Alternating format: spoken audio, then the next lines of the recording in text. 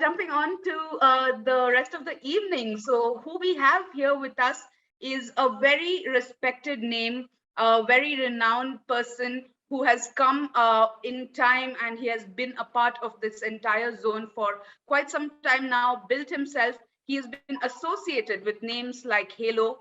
He's also worked building crypto or blockchain games that help dyslexic kids learn better. And most importantly, he is also the Chief Operations Officer at Enjinstarter. Now, guys, this is a name that's, something you would have definitely heard, but Enjinstarter is one of the most preferred launch pads for any kind of blockchain game, right? And it is the next gen launch pad for blockchain games, to be honest. So anyone launching a game, your first choice, trust me, you will come across Enjinstarter. And we have for you the Chief Operations Officer himself, Joseph. It's an absolute honor having you here. And we can't wait for whatever you have to share with us today. Thank you for joining in. Hi, hello. I'm trying to get my video working. Is it working now? Yes, very much. We can see you too. Okay, there we go. Hi, I'm at home, guys. It's like I'm in Singapore. It's 10 p.m. right now. Anyway, thanks for having me here. Really enjoyed the conversation so far. Felt like I learned a lot. Yeah. How should we start this? However you wish to, Joseph. There's so much of experience that you come from with crypto gaming. So all right. So I have a very contrary view of a lot of things in life. Maybe because I just want to have a contrary view, just for the heck of it, But I mean, I've been involved in gaming for a long time. Way back since early 2000. It started with like even the most basic gaming companies. I did a lot of work with Nokia when I first started my career. I was going all over Asia, doing R&D, product R&D, and working with those really basic big Nokia development companies. We did very basic, simple games. I coordinated with HQ in Finland, and we were looking at all kinds of things, about gaming and the phone and all that at that time. And it was really confusing time as well, because they didn't know which direction they wanted to go. In the end, Nokia felt that everybody wanted to make movies with their phone. And I objected to that view. I said, no, I don't think I can believe in that. So then I moved on in my career. A lot of the Nokia developer companies became huge, massive gaming companies later on when free-to-play became a big thing, when Nokia started to fall apart, right? So I still kept relationship with them. I worked with publishers.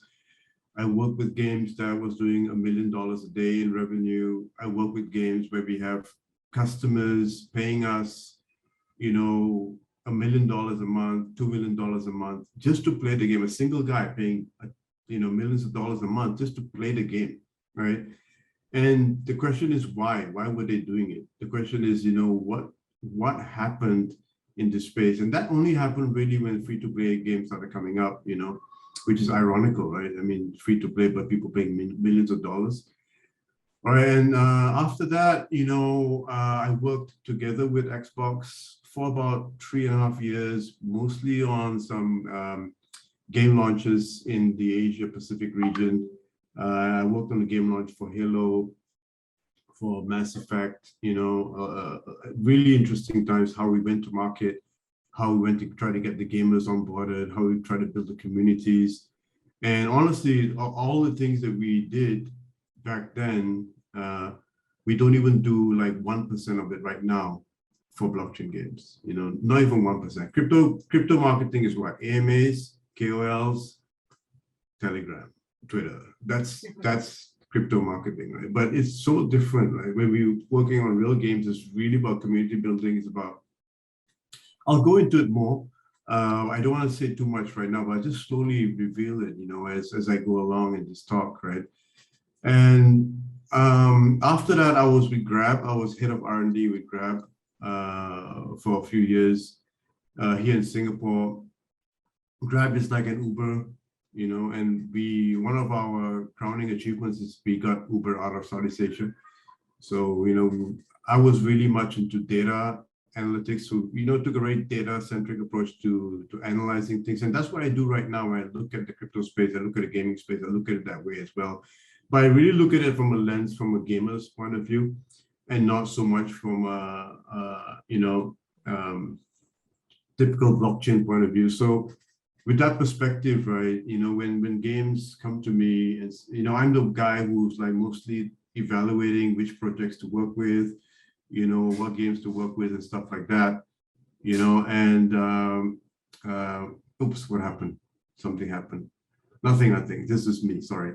Yeah, I clicked something accidentally. So when I talk to them, right, I mean, I don't have that typical launchpad conversation with them, like, well, what's your tokenomics, what's this, what's, of course I look at those things, those are important, right? But I look at it at last, at the end. I have a very game first philosophy, gaming first, and to me, game 5 means game is first, and the second, the other part is the second part, right? And I need, when I talk to games, it's really important to me that the game can, that the game works, the game is exciting, the game is playable, the game can be launched, the team can launch the game, they can go to market, they know who the gamers are, they know how to reach them. The big problem with blockchain gaming is we don't have distribution channels. We don't have effective distribution channels, right? The only distribution channels we have right now are guilds and esports. And that's a big problem, you see, because it means that you only can have 2 types of games, essentially, right? You need multiple distribution channels for different areas, different things. And I think sometimes the guild thing, right? The guild thing has caused games to be a bit, schizophrenic, right? Because they don't know who they are or what they're trying to be, right? So play to earn to me is an interesting concept, but I don't think it should be the first focal point for a game, because I think it's not sustainable. And if the game itself is not enjoyable, it's not something you want to invest in, then I don't think you can go on. Like I said, right, I know I was with one game where it was a free-to-play game, and 98% of the gamers were not paying 1 cent to play the game. Okay, only 2% of the gamers were paying to play the game, but it was doing $1 million a day, right? From the 2%. Okay, so the question is, why are the 2% paying? So yes, pay to earn is interesting. I think pay to earn is interesting for the 98%, and it can really evolve free to play in a very interesting way. And I'm looking for that evolution. I'm looking for that balance. I'm looking for games that can solve this, and bring very interesting strategies into this. I think NFT plays a very important role in this. Basically what we're looking for is, as a launchpad, right? As a launchpad, we do IDOs all the time, but we are more focused on finding a game that can have a good IDO, but also can have a good launch. We're focused on gamer acquisition. We are focused on helping them with retention. We are focused on helping games figure out a strong monetization strategy. Without strong monetization, right, it's going to be so difficult. Yes, like what Rishi was saying, right? You start with the desktop game, you move on to mobile, you move on to console, and if the game is good, it has that progression path. But where's the money coming in? A lot of these games, they say, okay, let's do an IDO, and then okay, monetization after that. What are you going to do? They have no idea. I'm going to do NFT sale, but that doesn't really work, you see. So for me, right, what we're looking for in Enjinstarter is, games that can really make people stop and think and look and say, wow, this is a blockchain game. This is so different. And I know what people are going to say. They're going to say, hey, but blockchain gaming is difficult. It's onboarding is difficult. It's not like a mobile. It's so easy. It's so hard to get into the hands of the people. But I was involved in games which were so difficult to play. So difficult to get your hands on. So, I mean, those really indie games, right? And people will go through crazy lengths just to play those games. It's like when you fall in love with someone, you fall in love with a girl, right? You will climb mountains, you'll cross rivers just to see her, right? You don't care, you just go. So that's the same thing, right? If you find something that can capture people's imagination, can get them excited and emotional about it, right? They will go through those difficult challenges just to play the game, just be part of that group in the society, So gaming is not just about the economics of it, it's more than that. The whales need an audience, they need status, they need to be felt important and powerful, and they'll be willing to pay for that. And if you know how to monetize that, that's fantastic. If you know how to use NFTs to monetize properly, that's fantastic. If you know how to use competitive spirit, to monetize, that's fantastic. Play to earn on its own, just play to earn, just like that. It cannot last because it's just grind, it's work. It needs to have a competitive element to it. This is how I feel, you see. But I think that everything that's done so far is such a wonderful foundation. And I think the industry will figure itself out. The games will figure it out. Just like the free-to-play games, they slowly figured it out, how to get that balance, So I don't know why I've been rambling on, where this first question led me here, but here I am. So any questions based on everything I said?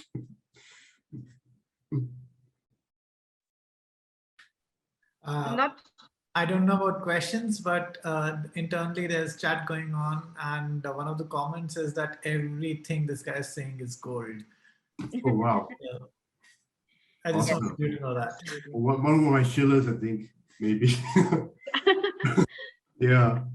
So yeah, that's my view, right? I mean, why do we play games? Let's ask a basic question. Why do we play games? Fantasy, right? To forget, to escape, to enjoy, adventure.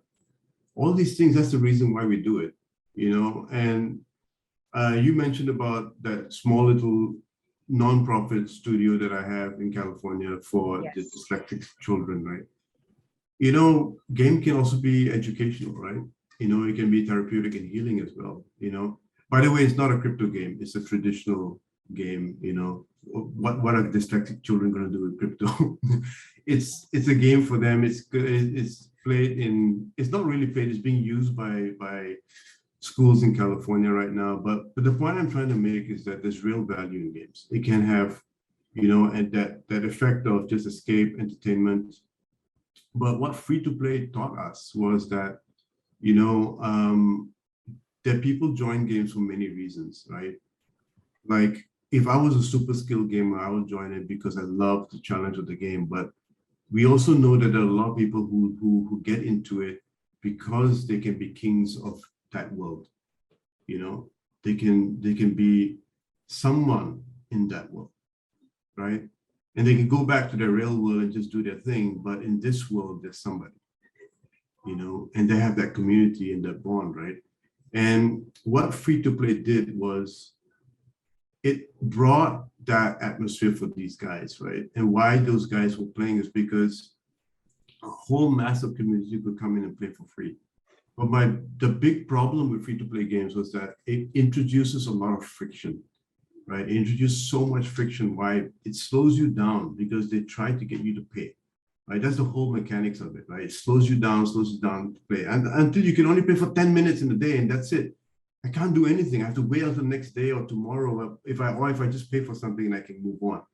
You see, so that's the problem with free-to-play. It really exploded, but that friction is a problem. And I feel that, hey, that play to earn can perhaps bring something to solve that, you see, so and that's what we're trying to do here at Enjinstarter. We're really so focused now in trying to find these games and help them, and guilds, for example, guilds. What are guilds? Their purpose? Guilds are there to find scholars.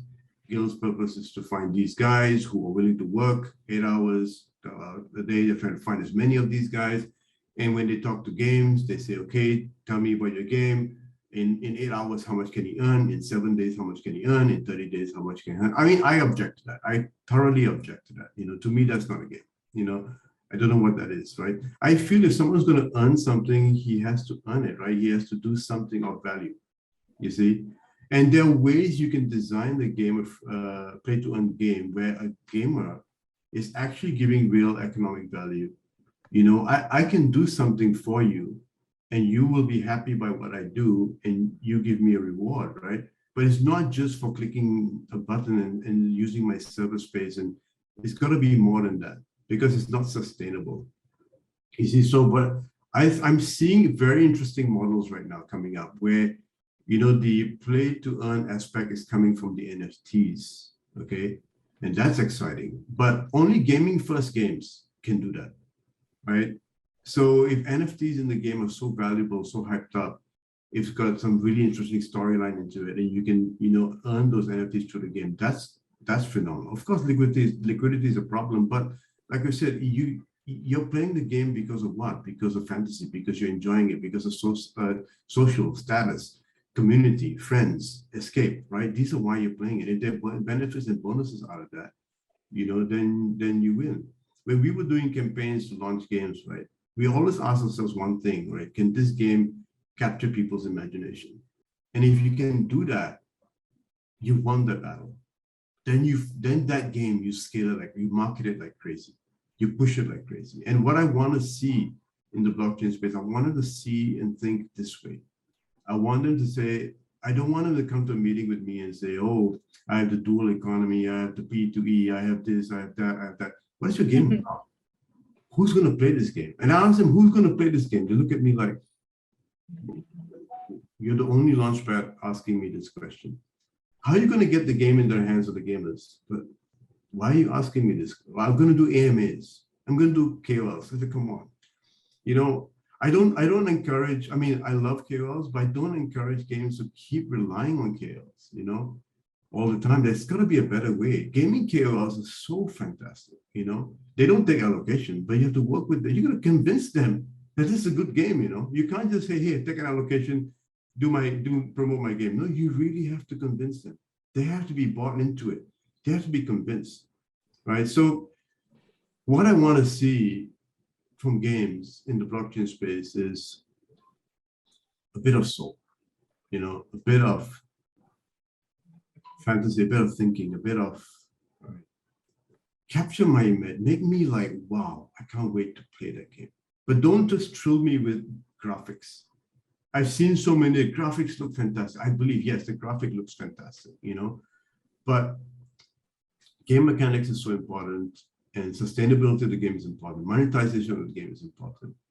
I want games to be able to monetize up to 100 million, 200 million. I work with games where we spent $500 million developing the game, you know, but we made 800 million, right?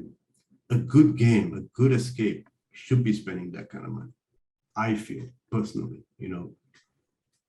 Of course, there are casual games as well, which don't have to, but still, you know, that's my view. That's very touched to hear, because, you know, one of the biggest questions is, how does a game stand out, or how does a story stand out? And I think you helped solve that problem really well. Thanks, Joseph, for that. Probably one question would be, so how does one, like you said, it's not just about the marketing, it's not just about the soul. So how does Enjinstarter like actually get people on board, or you know, how do you go about it? Why is Enjinstarter one of the most preferred launch pads for gamers, or you know, game builders? So if you could throw some light on that. Yeah, I hope it is. I hope it is, you know. But I think we are shifting gears, right? In Enjinstarter. When we started out, we are only like a 5-month-old company, you know, right? And we've exploded, right? But when we started, we were like, okay, your game, come, we'll do an IDO. You got a pulse, okay, come, let's do an IDO, right? And that time in the bull market, anything with GameFi, metaverse, selling land, NFT was going to do well, you know. But we started shifting gears because I joined about 2.5, 3 months ago, and I said, look, we got to really change towards quality focus. And now I pretty much reject like 99% of the games I talk to. Okay, and when I speak to the games, I tell them that, you know, I want to see how you do the go-to-market strategies and how you do monetization, and that's important to me. And that's when, you know, and I communicate that to our Enjinstarter community as well.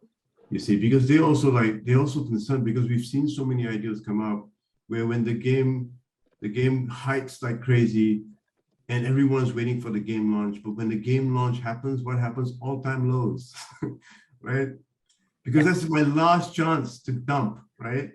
That's the last piece of news I can get to dump it. So what our community is starting to understand from us as I engage with our Enjinstarter community is that, we are seriously looking for games that can actually make it. And that's why I'm so happy to be working with Born to Die. When we met them and they presented to us what they're doing and all that kind of things. So to me, that was, yes, that is the game first, project that can make people stop and think and look and see, hey, wow, and they have really interesting economics inside the game as well.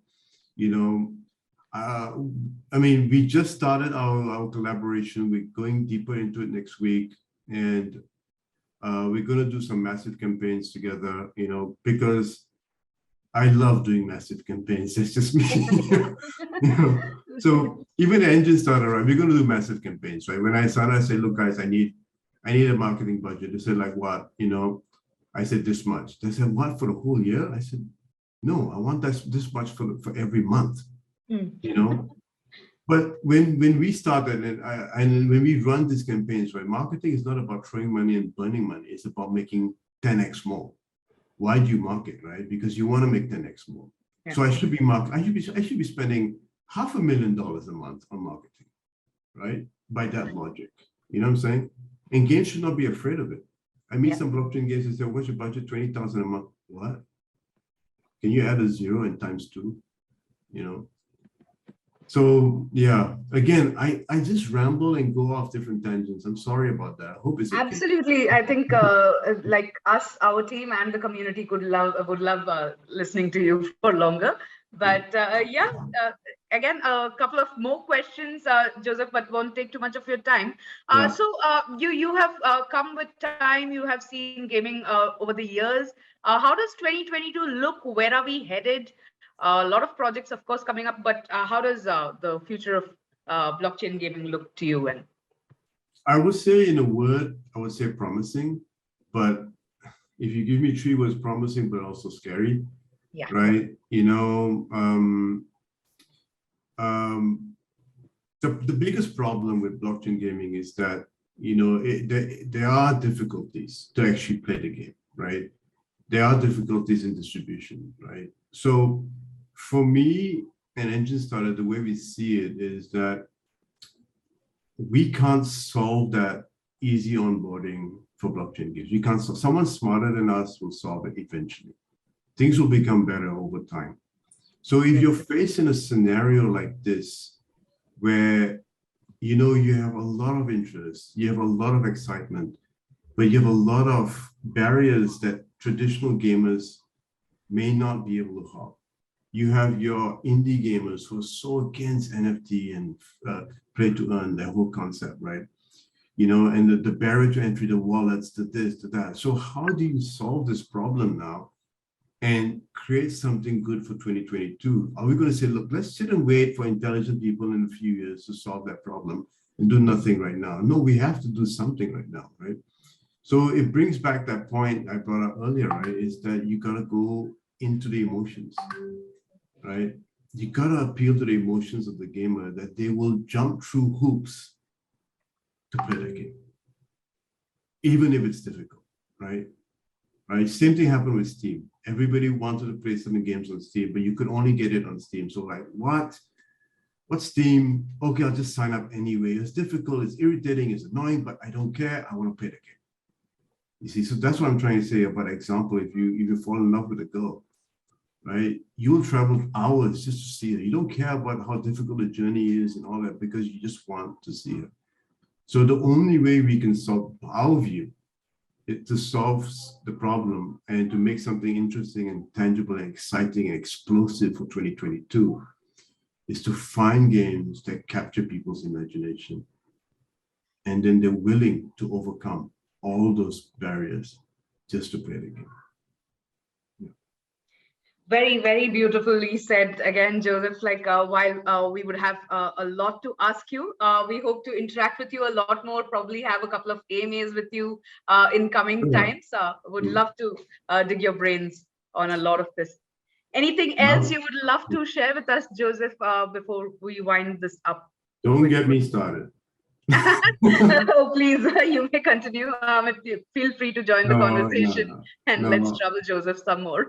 But yeah. I'm all right. I'm all right. If you have questions, I'll answer them, but I think I've said everything I need to say, If there's a question, I'll take one last question. That's fine. Sure. Amit, do you have anything to say or can I shoot the last one? Go ahead, shoot the last one. I would just love to share the private chats and messages that I've been receiving.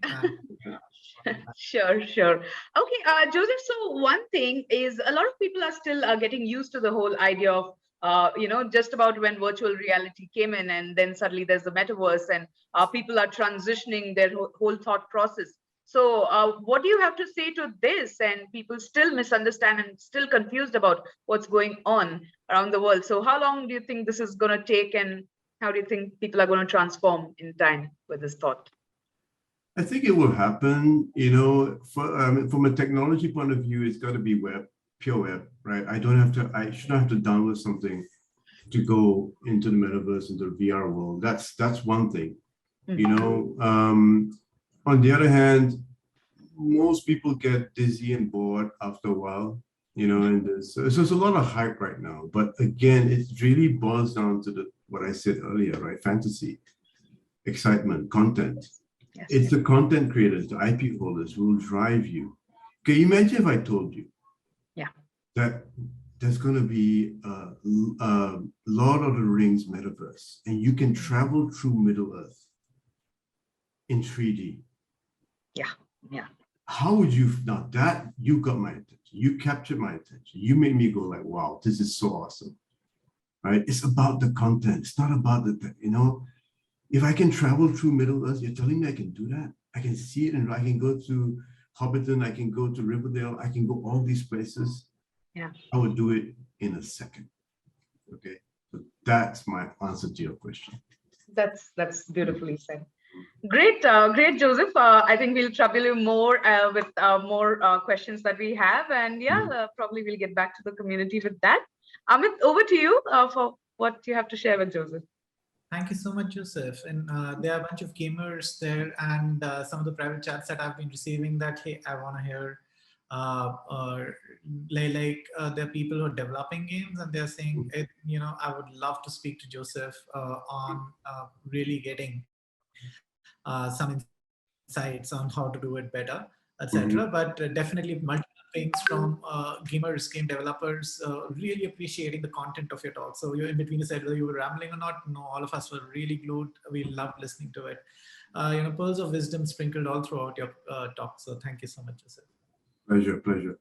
Right. So just to the game developers out there, right? I'm also a very practical person, right? So we've been building up a database of active gamers. I think right now we have close to 500,000 active gamers in Southeast Asia, right? And my goal is, at the end of the day, like I said, I know the problem is publishing, distribution, and games, right? So we're focusing on finding these people who are real gamers, not the play-to-earn scholars, but real gamers, and who understand crypto, and using these guys. And we want to work with our whoever games that we work with and help them run these campaigns with these active gamers. But of course, the most important thing is I treasure these active gamers a lot. I will not spam them with rubbish games, right? So I will definitely promote Born to Die to these guys, right? Because their game has that fantasy, has that sparkle, which I look for, Yeah. And fantastic and pretty deep storyline behind Born to Die as well. Yes, I really like it a lot.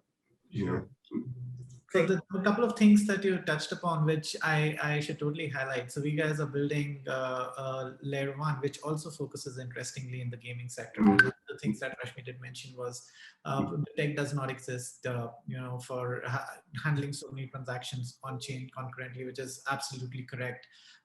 It does have, so what we guys are also building is, a Layer 2, which is a scaling solution via rollups. But while building our own chain, we are getting a bunch of interesting ideas that we have started working alongside. One of them happens to be an inter-metaverse travel port project called Metaport. So it was great validation hearing you talk about it. And once this comes of age, one of the things that we intend to do once our protocol is also successful is giving communities on Earth a metaverse of their own, where the cryptocurrency built by us could be utilized out there. So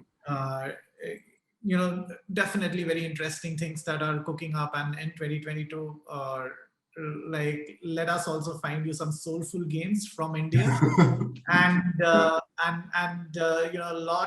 lots that's about to happen this year in the entire and play to earn space. So we're excited about it. Definitely, I agree with you. A lot of interesting things happening. It's going to be very different from last year. Sure. Yeah. Great. Thank you. Sorry, Ananya. So a word of thanks again. May I just steal that from you? Also to Rashmi and Prasoon from the Born to Die team, who are here with us right till the very end. I think Anshul had to leave in between. And all of you all who stayed till the end, guys, we've been a fantastic conversation. Thank you so very much. And, your time and attention are yours, and you've been very generous with it, all of you all, staying with us till the end. So thank you for it. And thank you especially Rashmi and Joseph for being, really sharing a ton of insights, wisdom, really practical aspects of, going about developing games and filling us with inspiration with, Born to Die as well, Rashmi. So thank you so very much for your time as well.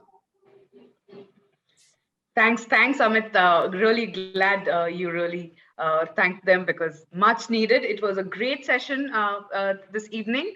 Especially Joseph, that one takeaway that I have from you, I think the whole community will agree, is that a lot of us wonder what really works with so many projects going on and so many million NFTs coming out every day, and only a few making the right bucks out of it, while a few just don't.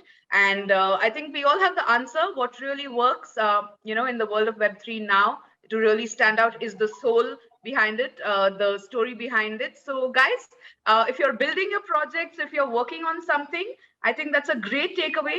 Make sure there's a soul to it. Make sure you have the right story that you can, speak about. So thank you so much, Joseph, for all these lovely insights. And thank you, Rashmi, too, for being such a great example to showcase today.